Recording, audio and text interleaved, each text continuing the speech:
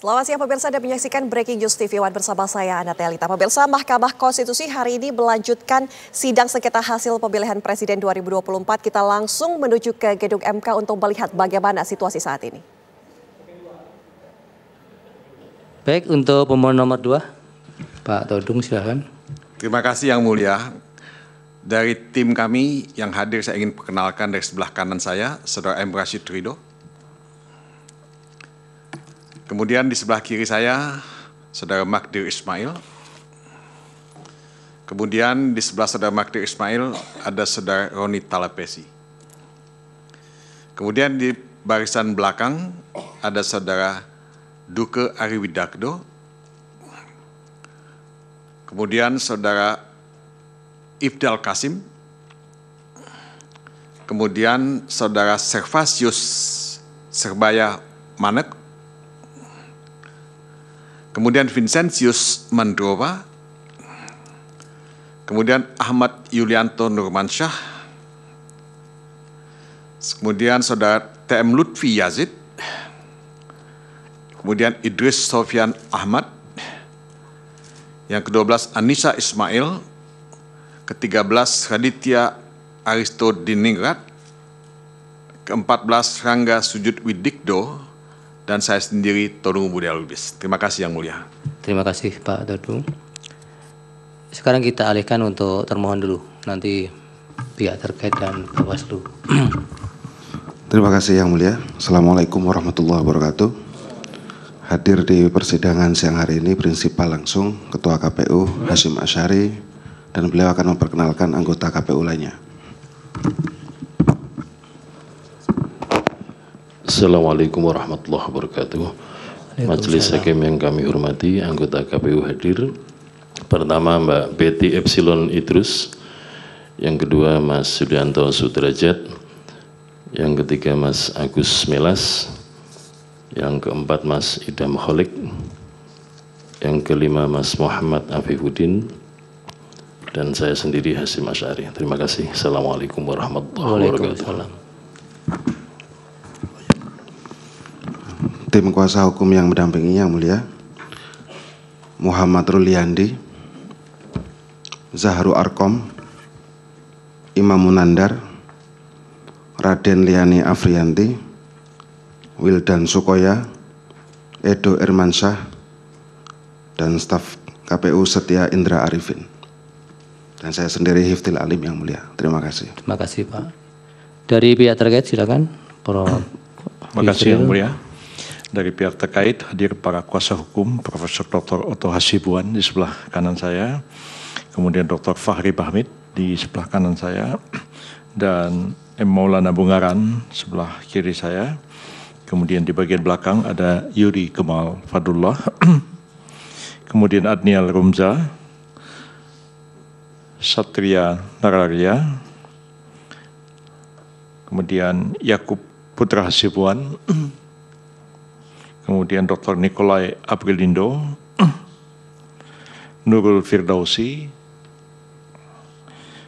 kemudian M. Faiz Kurniawan, kemudian Desmi Hardi, kemudian Munatsir Mustaman, kemudian Luhut Parligoman Siahaan, dan terakhir saya Yusril Isa Mahendra. Terima kasih Yang Mulia. Baik, terima kasih Prof. Dari Bawaslu, Pak Rahmat Bagja, silakan. Terima kasih Yang Mulia. Assalamualaikum warahmatullahi wabarakatuh. Selamat siang, salam sejahtera bagi kita semua.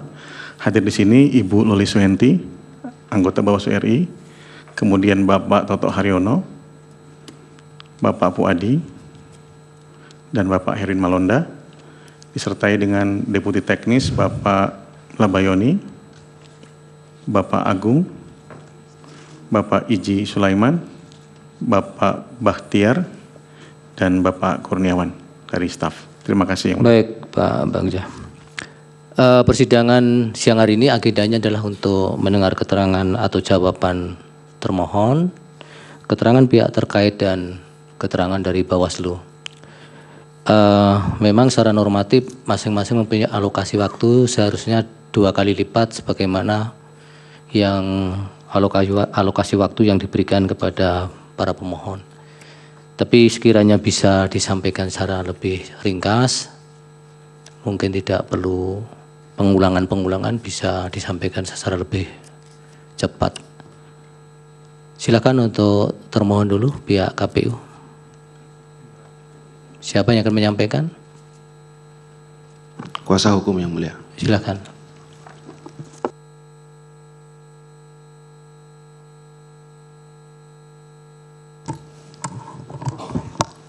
Bismillahirrahmanirrahim. Assalamualaikum warahmatullahi wabarakatuh. Termohon akan menyampaikan jawaban termohon terhadap perkara nomor 1 garis miring PHPU titik pres strip 12 Romawi garis miring 2024 yang dimohonkan oleh pasangan calon presiden dan wakil presiden nomor urut 1 Haji Anies Baswedan PhD dan Dr. Honoris Causa Haji Ahmad Muhaimin Iskandar, Haji Abdul Muhaimin Iskandar. Yang mulia Ketua Mahkamah Konstitusi, dengan hormat bersama ini kami Hasyim Asyari SHM SI PhD, Ketua Komisi Pemilihan Umum Republik Indonesia, dan seterusnya bertindak untuk dan atas nama Komisi Pemilihan Umum berdasarkan surat kuasa khusus nomor 44 strip garis miring PY.01.1 strip SU garis miring 07 strip 2024 tanggal 26 Maret 2024 memberi kuasa kepada Muhammad Afifuddin dan seterusnya dianggap dibacakan yang mulia.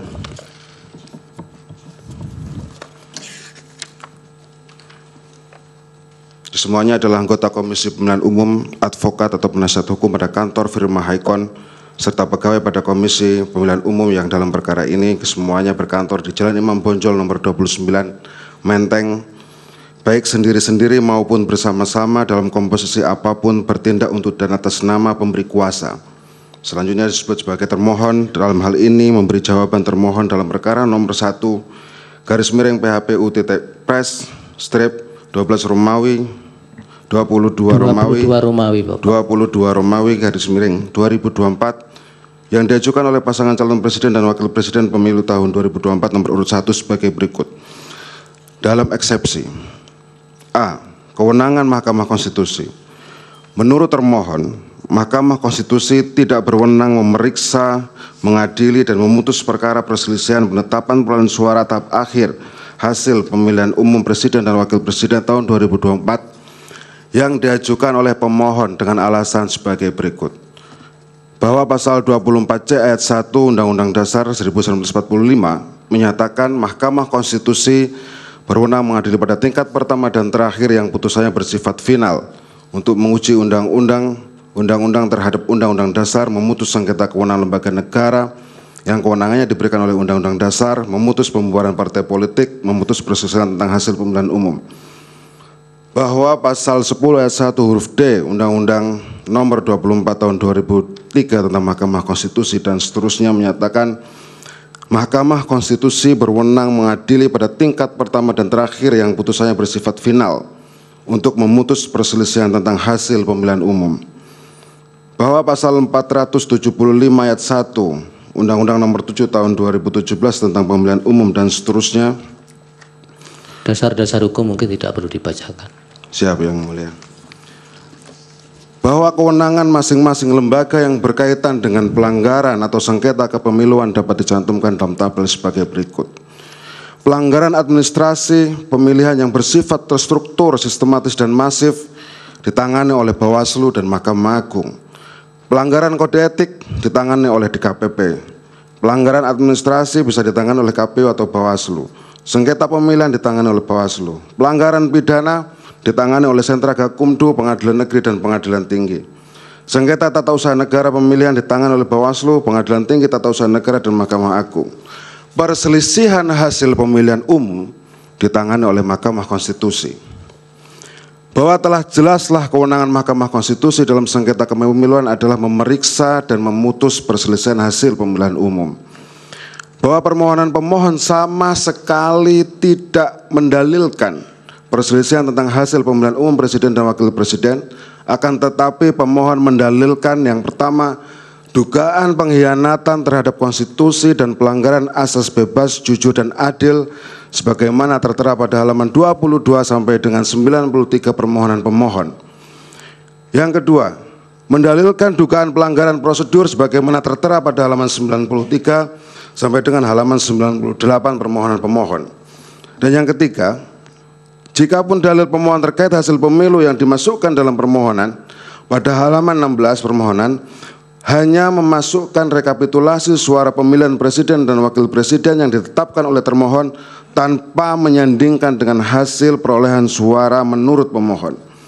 Bahwa berdasarkan hal-hal tersebut di atas, materi muatan permohonan pemohon bukanlah materi muatan perselisihan hasil pemilihan umum yang dapat diperiksa dan diputus oleh Mahkamah Konstitusi. Bahwa dengan demikian permohonan pemohon haruslah ditolak atau sekurang-kurangnya tidak dapat diterima. B. Eksepsi format permohonan. Bahwa format permohonan perselisihan hasil pemilu telah diatur dalam lampiran 1 Peraturan Mahkamah Konstitusi nomor 4 tahun 2023 dan seterusnya. Bahwa format permohonan pemohon sama sekali tidak sesuai dengan pedoman penyusunan permohonan sebagaimana diatur dalam lampiran 1 PMK 2 tahun 2024 karena dalam posita permohonan tidak memuat persandingan perolehan suara yang benar menurut pemohon dan termohon.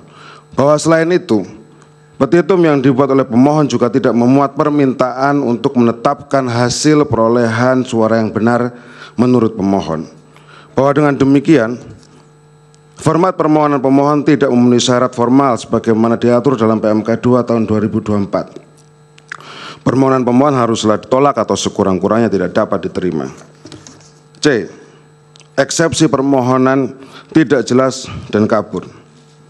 Bahwa dalil-dalil pemohon merupakan dalil-dalil yang tidak jelas dan kabur, baik mengenai pihak, objek sengketa, tempat terjadinya, dan dasar hukum yang dipergunakan sebagai dasar permohonan yang sama sekali tidak mengarah pada perkara perselisihan hasil pemilihan umum. Bahwa pemohon tidak mendalilkan adanya perselisihan hasil pemilihan umum, melainkan hal-hal seperti nepotisme, pengangkatan penjabat kepala daerah yang masif untuk mengarahkan pilihan, keterlibatan aparatur negara, pengerahan kepala desa, sampai dengan penyalahgunaan bantuan sosial. Bahwa dengan demikian permohonan pemohon nyata-nyata telah kabur, keluar dari perihal permohonan dan semakin tidak jelas mendalilkan adanya perselisihan hasil pemilihan umum. Permohonan pemohon haruslah ditolak atau sekurang-kurangnya tidak dapat diterima. Romawi 2. Dalam pokok permohonan, bahwa termohon menyangkal setiap dan seluruh pernyataan, argumen, dalil, klaim, dan permohonan pemohon akuo kecuali terhadap hal-hal yang secara tertulis, kategoris, dan spesifik diakui validitas maupun kebenarannya oleh termohon.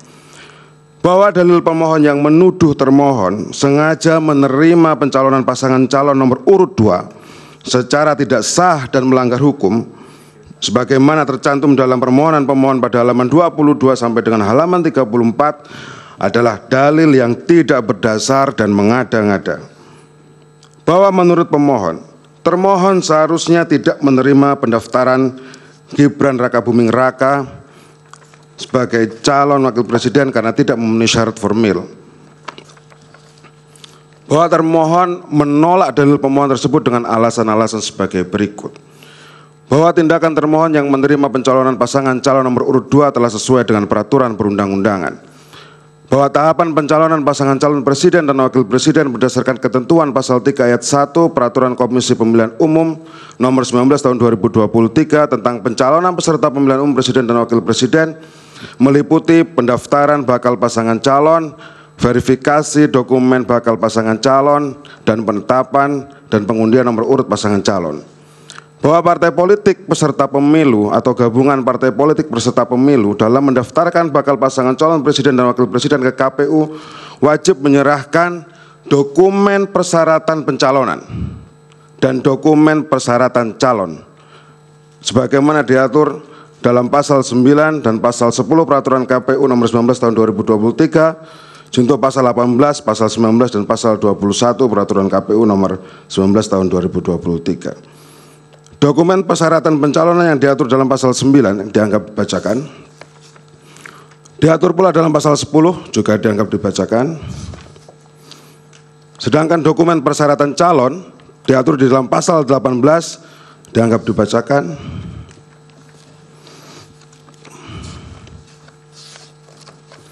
Diatur dalam pasal 19 dianggap dibacakan dan diatur dalam pasal 21 dianggap dibacakan. Bahwa berdasarkan ketentuan pasal 32 Peraturan KPU nomor 19 tahun 2023 yang pada pokoknya mengatur dalam penerimaan pendaftaran bakal pasangan calon presiden dan wakil presiden, termohon inkasu KPU melakukan penerimaan dokumen persyaratan pencalonan dan dokumen persyaratan calon bakal pasangan calon presiden dan wakil presiden untuk memastikan dan memeriksa dua hal. Yang pertama adalah kelengkapan dokumen dan pemenuhan persyaratan pencalonan bakal pasangan calon. Dan yang kedua adalah kelengkapan dokumen persyaratan calon bakal pasangan calon. Bahwa terhadap pemeriksaan dokumen persyaratan pencalonan dan dokumen persyaratan calon bakal pasangan calon presiden dan wakil presiden, termohon inkasu KPU berdasarkan ketentuan pasal 35 Peraturan KPU nomor 19 tahun 2023 menetapkan status pendaftaran bakal pasangan calon presiden dan wakil presiden.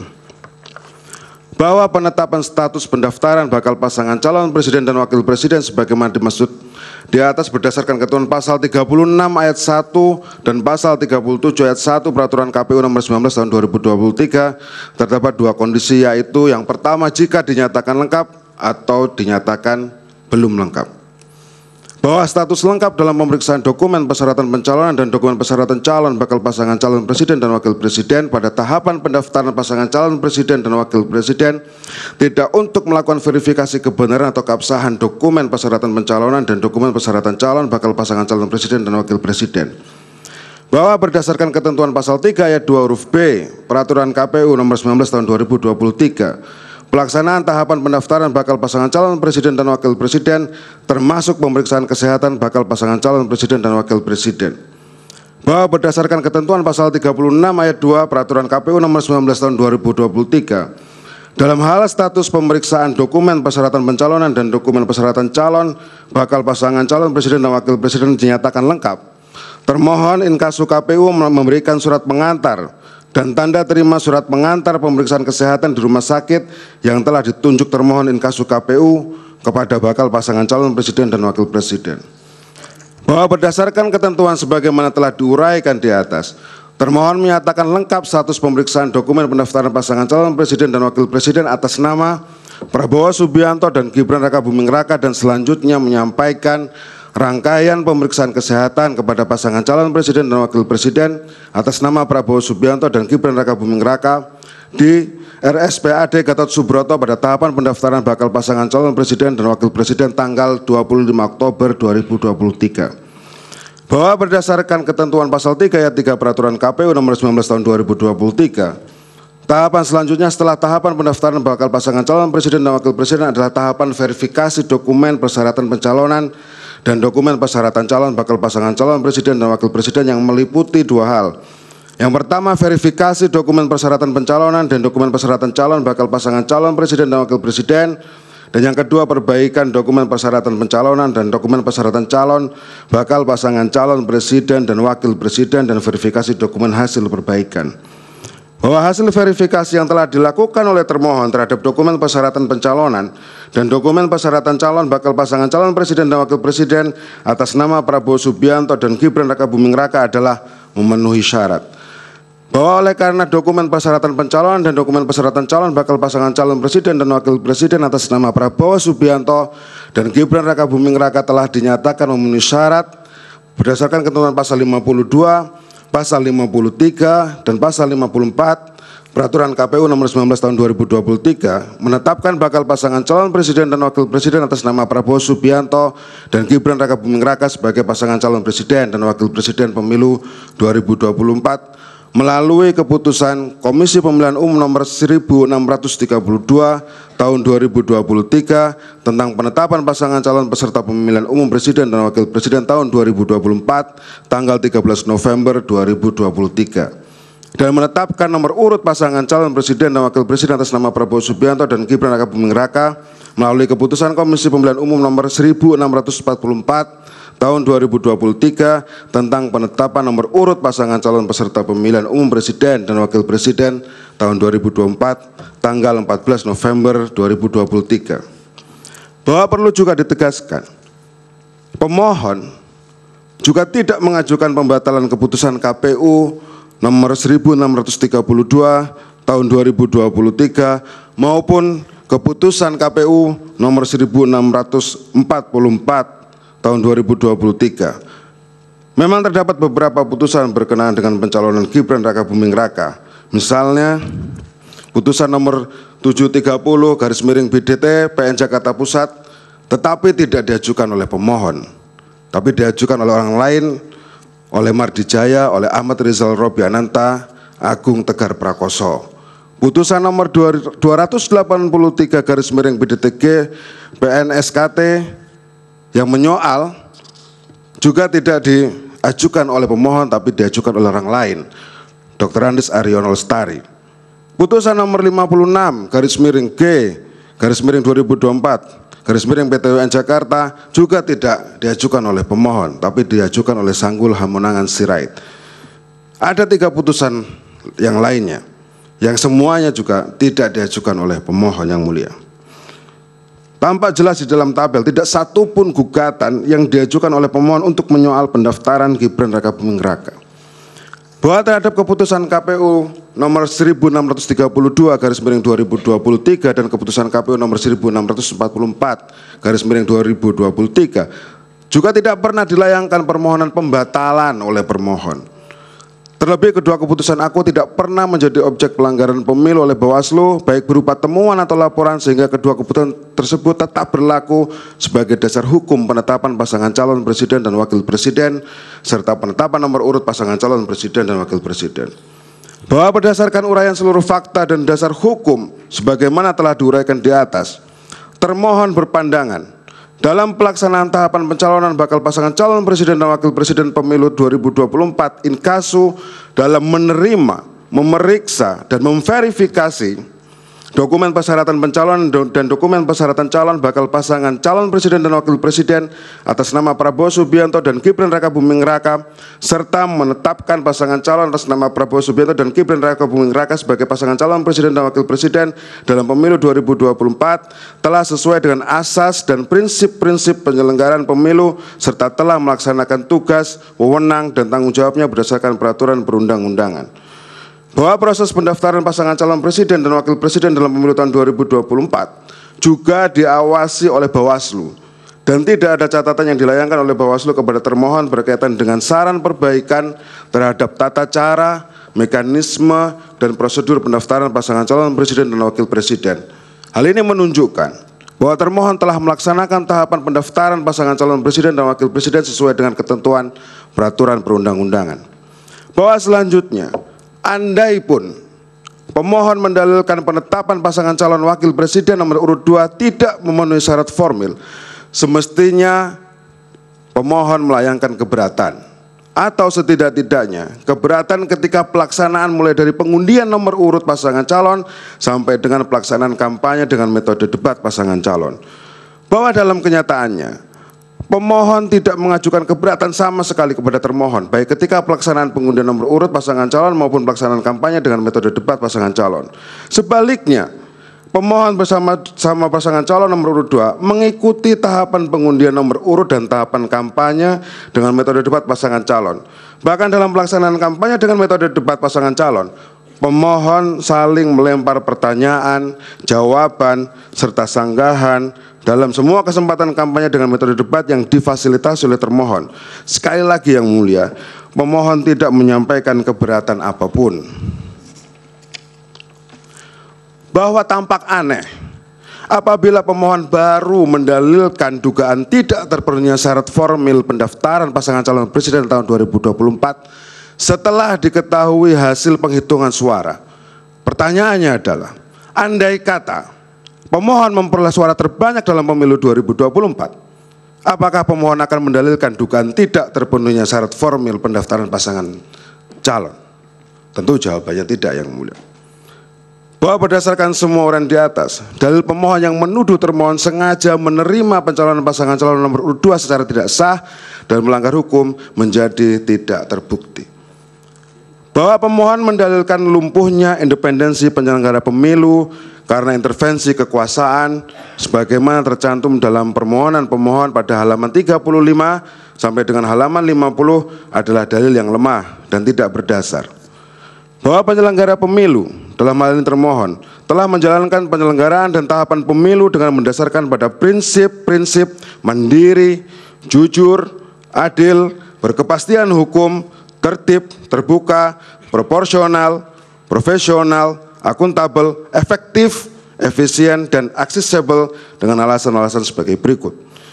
Bahwa anggota KPU periode 2022-2027 telah dipilih melalui proses seleksi yang terbuka, partisipatif, dan akuntabel. Bahwa sebagai bagian dari proses seleksi yang terbuka, partisipatif, dan akuntabel, dibentuklah tim seleksi KPU dan Bawaslu tentunya, yang didasarkan pada keputusan Presiden nomor 120/P tahun 2021 tentang pembentukan tim seleksi calon anggota KPU masa jabatan tahun 2022-2027 dan calon anggota Bawaslu masa jabatan tahun 2022-2027. Bahwa Kepres 120/P tahun 2021 merupakan tindak lanjut dari perintah pasal 22 Undang-Undang Pemilu yang memerintahkan Presiden untuk membentuk tim seleksi dari berbagai unsur, yakni unsur pemerintah, akademisi, dan masyarakat. Bahwa setelah terbit Kepres 120/P tahun 2021 sampai terpilih anggota KPU masa jabatan 2022 sampai 2027 tidak ada gugatan hukum apapun terhadap Kepres 120/P tahun 2021. Hal ini menunjukkan bahwa Kepres Akuo telah sah berlaku. Bahwa meskipun terdapat kritik terhadap Kepres 120/P tahun 2021 yang dilayangkan oleh Koalisi Masyarakat Sipil Kawal Pemilu tahun 2024 yang terdiri dari beberapa lembaga misalnya IPC, Kode Inisiatif, KISP, Netfit Indonesia, Perludem, Puskapol UI, SPD, Pusako, FHUA, DIP Indonesia, ICW, dan Negrit pada tanggal 13 Oktober 2021, faktanya sebulan kemudian, pada November 2021, beberapa anggota dari Koalisi Masyarakat yang mengkritik Kepres Akuo ikut menjadi pembaca makalah atau reviewer pada seleksi calon anggota KPU dan calon anggota Bawaslu masa jabatan tahun 2022-2027. Di antaranya adalah Hadar Nafis Gumai, Titi Anggraini, dan Zainal Arifin Mohtar. Menjadi jelaslah bahwa tidak ada persoalan terhadap Kepres nomor 120/P tahun 2021. Bahwa pasal 22 ayat 2 Undang-Undang Pemilu menentukan tim seleksi membantu Presiden untuk menetapkan calon anggota KPU yang diajukan kepada DPR. Dalam hal ini DPR juga memegang peran penting dalam menentukan siapa calon terpilih untuk anggota KPU masa jabatan 2022-2027. Bahwa terdapat prinsip checks and balances antara Presiden dan DPR dalam seleksi calon anggota KPU. Kewenangan untuk menentukan siapa calon anggota KPU terpilih tidak hanya berada di tangan Presiden, melainkan juga di tangan DPR. Artinya, jika yang dipersoalkan adalah netralitas calon anggota KPU, maka hal itu telah dijamin oleh Presiden dan juga DPR melalui mekanisme saling mengawasi. Bahwa selanjutnya pemohon mendalilkan tidak netralnya calon anggota KPU terpilih dengan menghubungkannya pada persoalan verifikasi partai politik. Penting termohon tegaskan, proses tahapan verifikasi partai politik telah diawasi oleh Bawaslu. Segala sengketa yang terjadi dalam proses pelaksanaan verifikasi partai politik telah diperiksa dan diputus oleh Bawaslu.